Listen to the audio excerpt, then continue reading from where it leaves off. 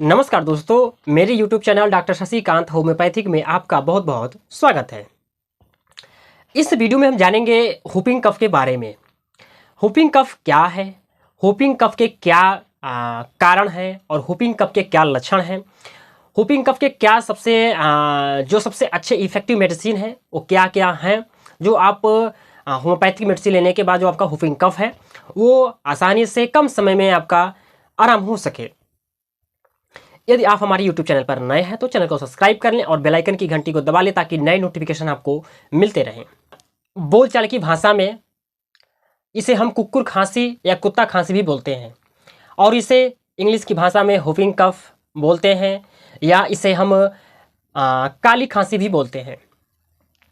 कुकुर खांसी क्यों बोलते हैं, नाम से ही स्पष्ट है।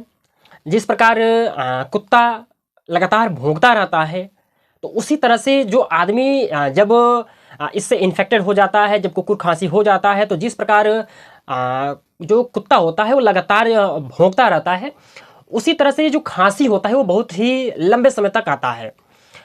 और जिस प्रकार कुत्ता जब हाँफता है तो उसके अंदर से एक आवाज़ आती है, उसी प्रकार मनुष्य के अंदर से भी एक तरह का साउंड आना शुरू हो जाता है। जो कुकुर खांसी होता है यानी कि जो whooping कफ होता है वह बोर्डेटेला नामक एक जीवाणु होता है जो किसी व्यक्ति या जो इन्फेक्टेड व्यक्ति है उसके खांसने से या छींकने से या थूकने से, जो यदि वह खांसता है या छींकता है तो जो उसके थूके हैं, यदि कोई सामान्य व्यक्ति सामने खड़ा है तो उसके कुछ बूंदे जो थूक के बूंदे हैं, यदि इन्फेक्टेड व्यक्ति है यदि उस पर जाता है तो उसके वजह से भी क्या होता है कि वो व्यक्ति इन्फेक्टेड हो जाता है। और यह जो है हवा के माध्यम से या थूक के माध्यम से मनुष्य के वायु मार्ग का एक तरह का बात करें तो ये बैक्टीरियल इन्फेक्शन हो जाता है। और यह जो इन्फेक्शन हो जाता है तो लगातार खांसी आना, लंबे समय तक खांसी आना, ये जो खांसी होता है बहुत ही लंबे समय तक खांसी होती है।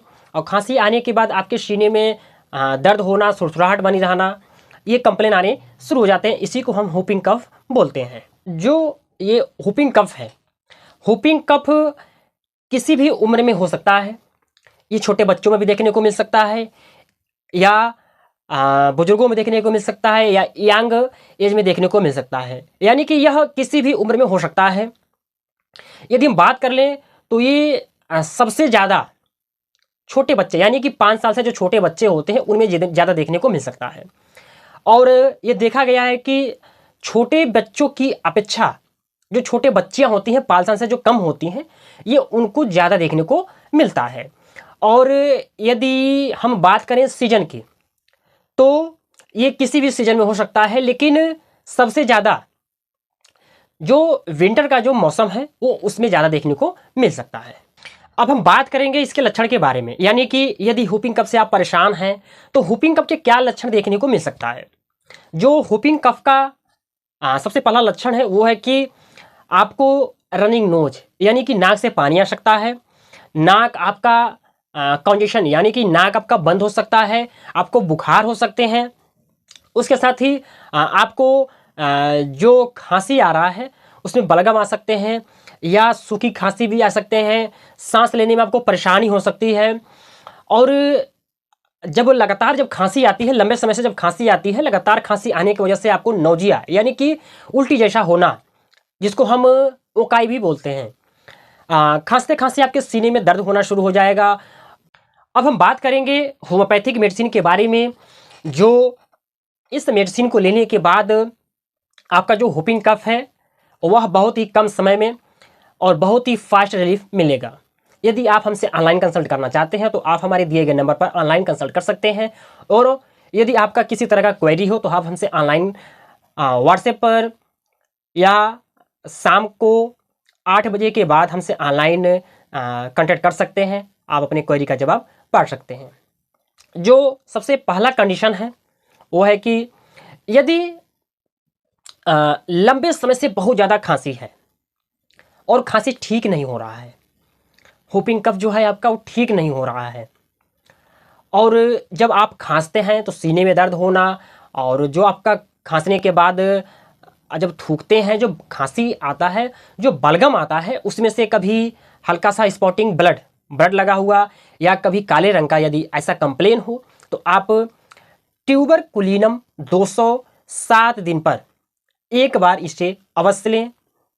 आप देखेंगे जो आपके जो खांसी था उसमें आपको बहुत ही अच्छे रिस्पांस मिलेंगे। जब खांसी आपको आता है ठंड लगने के बाद यदि आपका जो कंप्लेन है वो बढ़ जाता है और आपके गले में वैसे मानो कि गले में कुछ फंसा हो, दर्द हो और बलगम आता हो, तो इस स्थिति में आप हीपर सल्फ 30 4 बूंद दिन में सुबह दोपहर शाम रात 4 टाइम लें, आपको बहुत ही फास्ट रिस्पांस मिलेंगे। ये दवा आप जब तक आपका खांसी ठीक ना हो जाए तब तक आप इसे यूज करें, आपको बहुत अच्छे रिस्पांस मिलेंगे।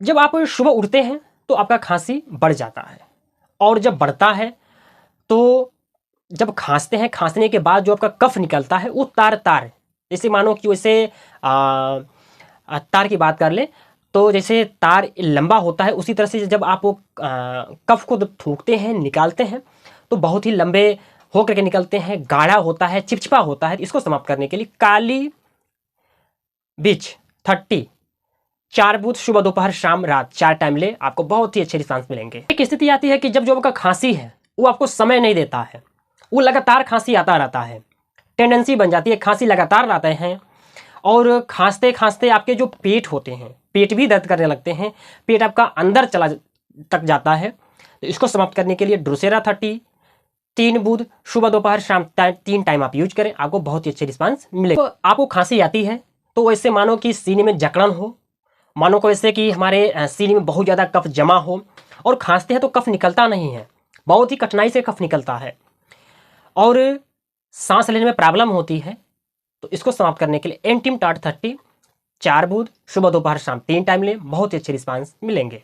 एक स्थिति और आती है कि जब जो आपका खांसी है वह जब आप सोते हैं तो आपको रात में कोई परेशानी नहीं होती है, जैसे ही सुबह आप 3 बजता है तो वैसे ही आपका जो मानो खांसी है, टाइमिंग जैसे टाइम टेबल होता है कि 3 बजे, वैसे ही आपका जो खांसी है वह 3 बजे करेक्ट आपका खांसी बढ़ जाए और खांसी इतना हो जाए कि आपको उठने पर मजबूर कर दे। तो इसको समाप्त करने के लिए काली कार्ब 30 4 बूंद सुबह दोपहर शाम 3 टाइम लें, आपको बहुत ही अच्छे रिस्पांस मिलेंगे। खांसी किसी तरह का हो, होपिंग कफ हो और आपका जो होपिंग कफ है बहुत ज़्यादा लंबे समय से है, बहुत ज़्यादा परेशान हो जाते हैं और जो आपका होपिंग कफ वो ठीक नहीं होता है, बहुत ज़्यादा खांसते हैं, सांस लेने में प्रॉब्लम होती है, सीने में दर्द होने लगता है, तो इस स्थिति में आप जस्टिसिया अडोटोरा क्यू 15 बूंद 1 कप गुनगुने पानी के साथ सुबह दोपहर शाम 3 टाइम यूज करें। अब हम एक ऐसे सिरप की बात करने जा रहे हैं जो बहुत ही इफ़ेक्टिव सिरप है, मैं अपने ओपीडी में से भी यूज करता हूं और बहुत अच्छे रिस्पांस हैं, जिसका नाम है स्पाज्मोकाल सिरप। स्पाज्मोकाल सिरप आप 10 ml सुबह दोपहर शाम यूज करें, आपको बहुत ही अच्छे रिस्पांस मिलेंगे। वीडियो कैसा लगा? यदि वीडियो अच्छा लगा तो आप इसे अधिक से अधिक शेयर करें ताकि जो होपिंग कफ से परेशान है, कुकुर खांसी से परेशान है, उन्हें ये नॉलेज मिल सकते हैं और ये नॉलेज मिलने के बाद ये अपने सिम्टम के अनुसार दवाइयाँ लें ताकि उनका जो होपिंग कफ है वो ठीक हो सकते हैं। शेयर करें, लाइक करें, कमेंट करें। धन्यवाद।